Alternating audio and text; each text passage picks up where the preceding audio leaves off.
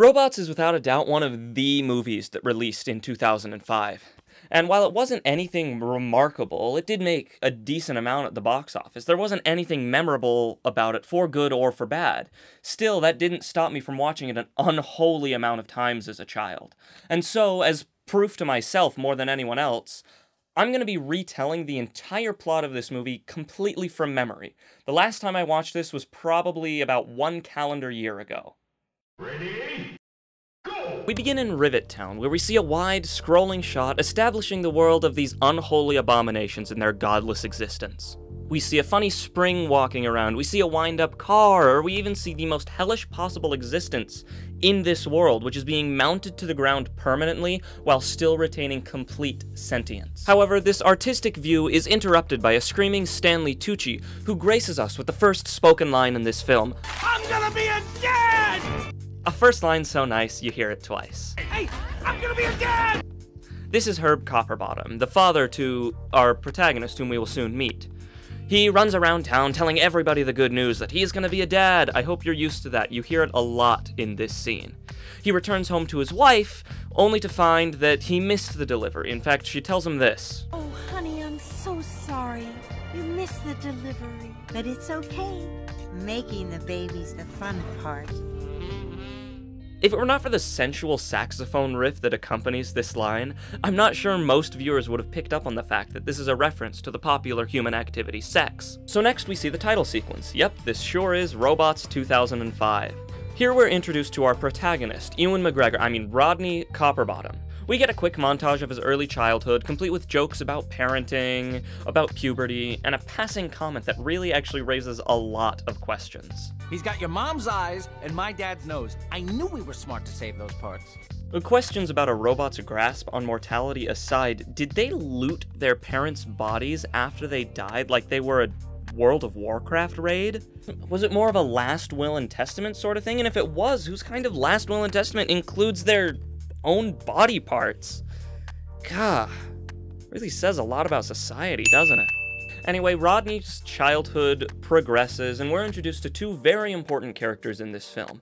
The first is Bigweld, a very large, very round, very Mel Brooks robot. He owns Bigweld Industries and is an inventor and whatever, he's Rodney's idol. The second is this bass drum. All he does is a bass drum, and you know what you do with the bass drum? You hit the bass drum. His entire existence is just to be hit with a mallet for all of eternity. Oh my... That's really messed up if you actually take the time to think about it. Bigweld inspires Rodney to become an inventor, to help people, whatever. Rodney grows up, graduates, and then quotes Bigweld in the yearbook like the dweebus maximus that he is. Now, all Rodney does is, despite wanting to help and invent everything, he just works at the same restaurant his dad does. The same restaurant with the same terrible boss. Really says a lot about society, doesn't it? Rodney convinces his now middle-aged, warranty-expiring dad, who's working as a dishwasher, to let his invention, Wonderbot, help him do the dishes in a music montage to what I can only assume is a completely original song written solely for this movie. Wonderbot works great until the owner, Mr. Gunk, shows up and then he gets performance anxiety. Hey, happens to the best of us. Long story short, Rodney gets fired for trying to improve the workforce, and Mr. Gunk says this. Somebody scrape this crud off of me. Serve it to the customers. Says a lot about society.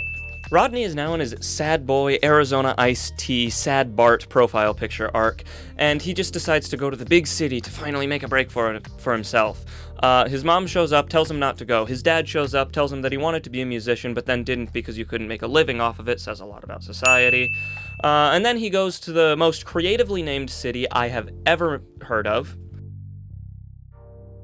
And in a Rube Goldberg sequence that makes my little monkey brain go tee-hee, he meets Fender. And the only thing I need to tell you about Fender is that he's voiced by Robin Williams. Robin Williams delivers the best line in the entire movie. Just stick with me, kid. I know this town like the back of my hand. Hey, that's new. And then Rodney is on his way to meet Bigweld of Bigweld Industries. But little does he know that Big Weld of Big Weld Industries isn't so Big Weld of Big Weld Industries anymore. That job now belongs to Phineas T. Ratchet, a chrome capitalist robot who, if they were around at the same time, absolutely would have bought a Bored Ape. He's in charge of the company now. He kills a man, he plays Eye of the Tiger, and then tries to suck all the money out of everybody as much as he can. He's a capitalist, says a lot about society. Also, he rebrands the slogan from Big Weld's "You can shine no matter what you're made of" to Why be you when you can be new? Rodney tries to get into Big Weld Industries, only to be stopped by Paul Giamatti, the guy at the gate. Goodness, this voice cast is stacked for absolutely no reason. Anyway, Rodney doesn't get let in, so he uses Wonderbot to try and fly his way up to the top room, the penthouse, whatever, to get into the meeting, whatever. He flies with Wonderbot. He eventually makes it up and then falls into the business meeting and comes face to face with Cappy, a robot who will eventually become a love interest later. Rodney then gets kicked out of the business meeting for being poor, says a lot about society, and is dumped at the front gates, where he's covered in magnetic dust, which apparently the writers thought was the funniest shit ever, so they dedicated an entire, 5-minute sequence of the movie to this.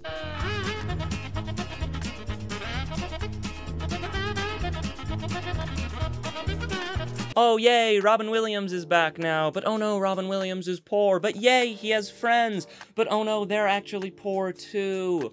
Wow, can you believe it? Systemic inequality, built into a capitalist society that tries to exploit people's low self-esteem by making them buy things to make them feel better about themselves. Wow, I can't believe it.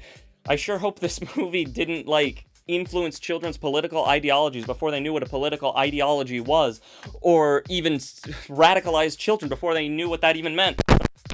Robin Williams' head fell off in this last scene, and healthcare is so inaccessible in this system, he opts to, instead of paying the money he needs to get himself fixed, he just decides he's going to, yeah, I'm just gonna, suffer and pretend I'm fine. Says a lot about society.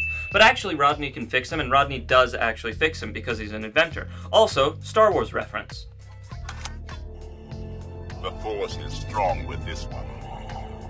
Also, there's a slur for poor people in this world. Why did they do that?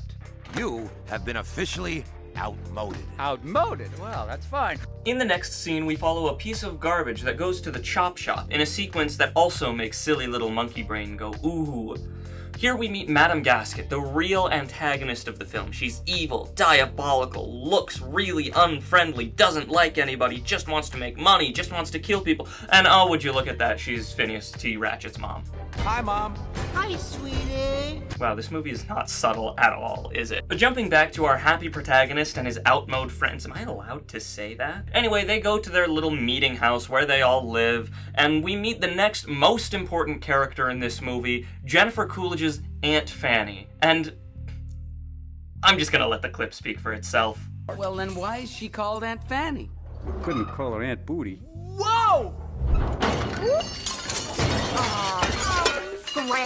Then Rodney has a heart-to-heart with Robin Williams, and that's great and all, it's really nice, it's a really nice scene between all of them, but they ended in a fart joke that legitimately ends in the casualty. Hey kids, get a load of this! The next day comes, and now Rodney needs to repair all sorts of different robots. Cue another copyrighted music montage.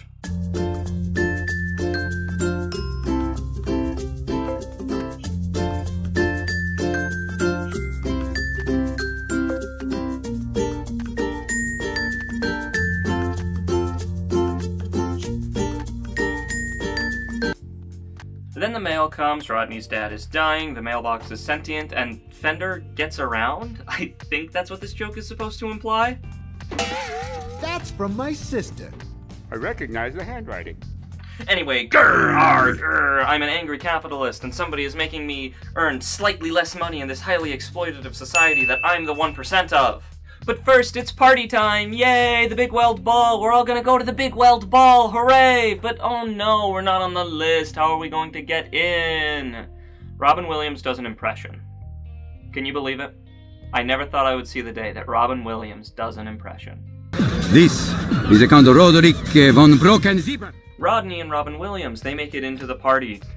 They pretend they're rich, they do rich people things, they meet rich people, they cause a scene, they reveal themselves to the antagonist, then they run away with their respective love interests. Robin Williams fumbles the bag so that this movie can retain its PG rating. He then sings Singing in the Rain and then dies. We'll get to him later. Rodney and Cappy, see, I told you she was going to be important, decide to go find Big Weld. They don't think they're actually going to find him, but it turns out they do, and actually Big Weld just fell off. He's done. He just is like bored now and plays with dominoes a lot. It's convenient for us because I love watching dominoes. I've got a little silly little goblin brain and I would watch it for hours. Anyway, Rodney says to Big Weld, "Hey, Big Weld, help us." Big Weld says, "No, give up." So Rodney, gives up. That's it. Scene over. And now back to Fender. He is fighting for his life, man. He got, cut in half. His legs are gone. He, is gonna get incinerated. He's on this conveyor belt towards certain doom. He jumps off, grabs this gear, is going away. The spring is gonna spring him back on, and oh, that's the end. That's the antagonist just planning actual genocide. Huh.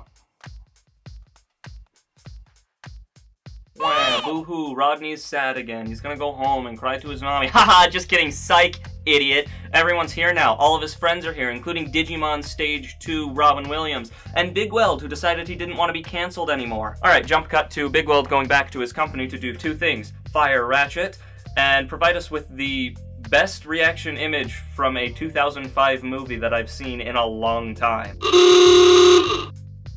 Ratchet actually knocks Big Weld unconscious after being fired, and in the conflict that ensues, Big Weld gets sent rolling into the chop shop like a Wii Sports bowling ball. The Outmodes try to give up again, but Rodney Copperbottom decides to remind us that it's still 2005 and pimps their rides.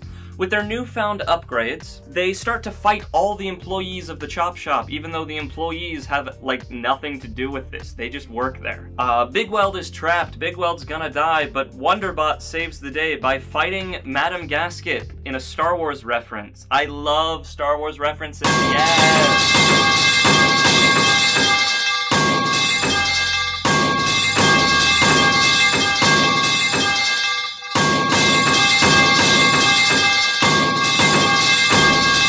Just when it looks like they're going to win, Ratchet decides to bring out the genocide machines. I don't know what do they do about that? Are they gonna lose? They're gonna lose! Oh no, just kidding. They have the power of a union or something. Everybody, the whole town, the whole city shows up.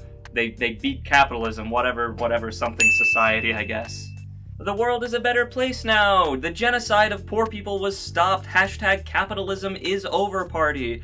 And Rodney returns to Rivet Town a hero. He has now enough money and Big Weld's support to keep his dad from dying or whatever, I guess. He's a hero now, that's what's important. He's famous! And what does he do with his fame? He buys his dad a trumpet and initiates a dance party that ends the movie. Alright, and that's that. You know, for a movie that came out almost 20 years ago, it, one, holds up surprisingly well, and two, has, concerningly, accurate critiques on capitalism and classism and society. What's up with that? Anyway, the movie ends, and it gives us just a few questions at the end, because no movie is good without a few questions at the end. It's like, you know, the classic, what happens to the protagonist after the movie ends? Or what happens to the antagonist? Do they ever get their revenge? Or what I think is the most important question that is brought up throughout the entire movie, why is Jay Leno a fire hydrant? Good for you, Herb!